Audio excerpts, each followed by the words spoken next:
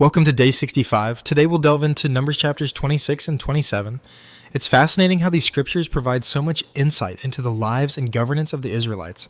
Let's start with the census commanded by the Lord to Moses and Eleazar. Why do you think this census was so significant? The census was crucial for several reasons. Firstly, it was a way to determine the number of men eligible for military service. This was essential for organizing the tribes for future battles and conquests. Absolutely. And it's interesting how detailed the census is, listing families and their descendants. For example, the descendants of Reuben, the firstborn of Israel, were meticulously counted. Yes, it's very detailed. Each family within the tribes is accounted for, which also helped in organizing the distribution of land later. The census was not just about numbers, it was about structure and order within the community.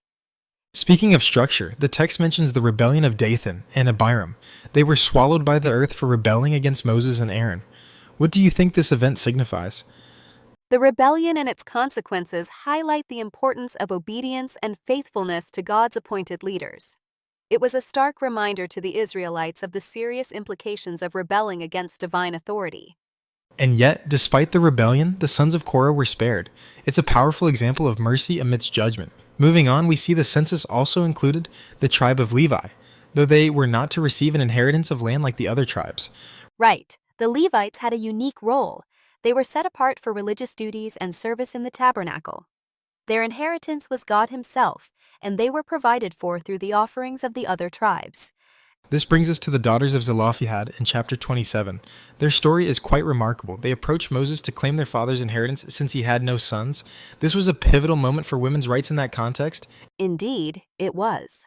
The Lord acknowledged their claim, setting a precedent for inheritance laws. It showed that God is just and fair, ensuring that every family had a place and portion in the Promised Land. It's a profound reminder of God's care for justice and equity. Moses' response to their plea was to bring the matter before the Lord, showing his reliance on divine guidance for such decisions. Exactly. And God's response was clear. He granted the daughters their inheritance and established a new ordinance for future cases. This ensured that even in the absence of male heirs, the family name and property would be preserved. The text then transitions to God instructing Moses to appoint Joshua as his successor. This was crucial for the continuity of leadership. How do you see Joshua's appointment reflecting on leadership succession? Joshua's appointment underscores the importance of a clear and divinely guided transition of leadership. Moses had been leading the Israelites for decades, and it was vital to have a capable and God-chosen leader to continue guiding the people.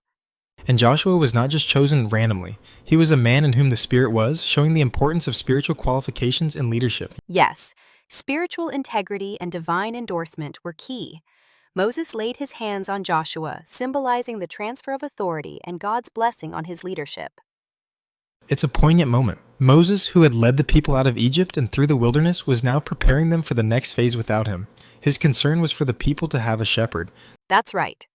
Moses' prayer for a successor who would lead the people faithfully reflects his deep care for their well-being.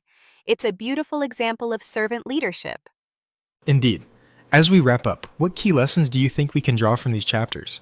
I'd say the importance of obedience to God, the significance of proper leadership, and the emphasis on justice and fairness in inheritance laws. These themes are timeless and relevant even today.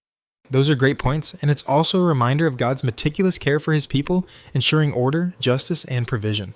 Thank you for this insightful discussion. Thank you, and thank you to our listeners for joining us. We hope you found this deep dive into Numbers chapters 26 and 27 enriching. Until next time, stay curious and keep exploring the scriptures. God bless.